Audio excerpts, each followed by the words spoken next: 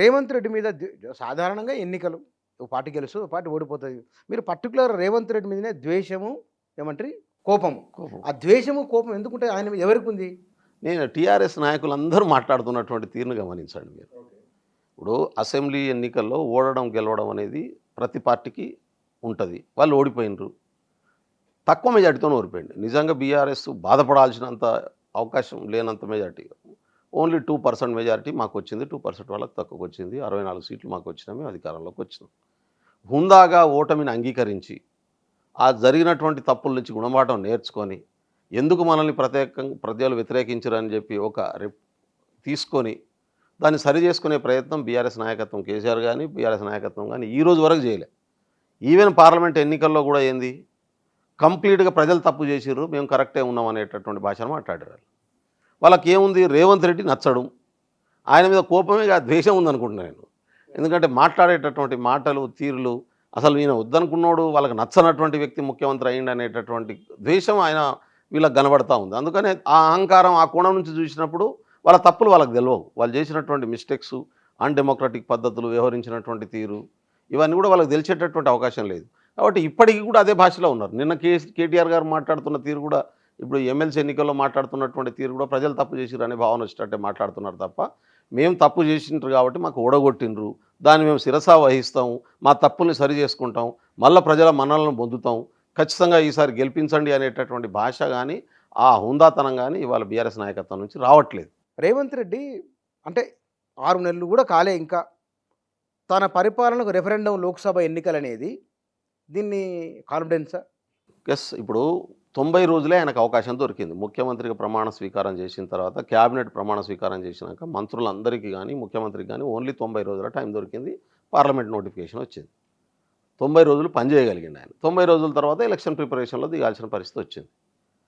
కానీ 90 రోజుల్లోనే రైతు బంధు చేయలే, రుణమాఫీ చేయలే, మొత్తం నాశనం అయిపోయింది, కరెంటు కట్టుకేసినట్టు ఆగిపోయింది, మళ్ళా నీళ్లు కట్టుకేసినట్టు బంద్ అయిపోయినాయి, అస్సలు అంతా ముందంతా తెలంగాణ అంతా చిమ్మ చీకటి అయిపోయింది అనేటటువంటి పద్ధతిలో టీఆర్ఎస్ నాయకులు మాట్లాడారు.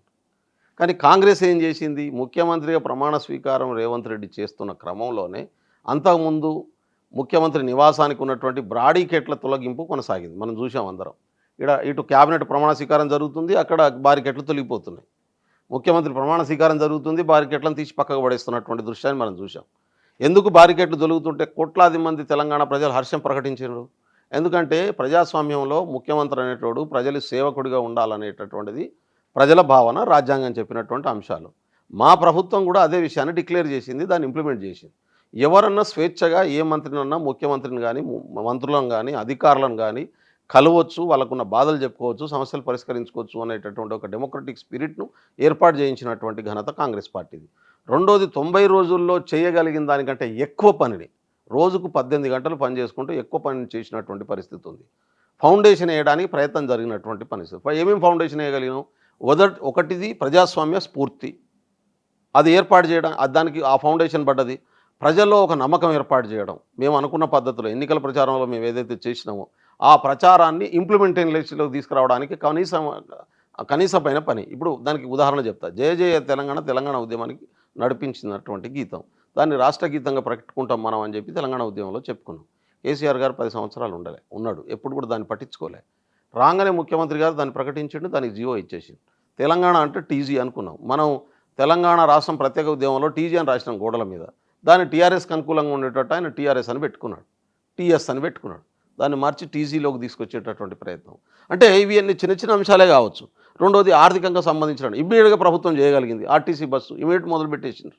రెండోది, 10 లక్షల రూపాయలు హెల్త్కి సంబంధించిన కార్డు ఇమీడియట్గా ఇచ్చేసిండ్రు. ఇమీడియట్గా తెల్ల రేషన్ కార్డు ఉన్నట్టు పాత కార్డుతో ఎవరు పోయినా కానీ హాస్పిటల్లో 10 లక్షల దాకా ఇంప్లిమెంట్ చేసుకోవడానికి కావాల్సినటువంటి ఇమ్మీడియట్గా చేయగలిగినటువంటి పని. రెండో వైపు ఉద్యోగాలు, అంతకుముందు నోటిఫికేషన్లు ఇచ్చి కంప్లీట్ చేయకుండా దాన్ని పెండింగ్ పెట్టి ఉద్దేశపూర్వకంగా ఆపినటువంటి ఉద్యోగాలు 29,000 ఉద్యోగాలు ఒకటే రోజు, వారం రోజులలో భర్తీ చేసి అపాయింట్మెంట్ ఆర్డర్లు ఇచ్చేసినటువంటి పని. ఇది యుద్ధ ప్రాతిపాదిక. ఇప్పుడు 30,000 మంది సెటిల్ అయిపోయారు కదా, అంటే ఎక్కడిదక్కడ. ఇవన్నీ కలిపి రెఫరెండం అంటే ఈ 3 నెలల పాలనకు రెఫరెండంగా స్వీకరించడానికి సిద్ధంగా ఉన్నారని చెప్పి బీఆర్ఎస్ నాయకులే మాట్లాడితే ఎస్ మేము రెడీ అని చెప్పి ముఖ్యమంత్రి గారు ప్రకటించింది.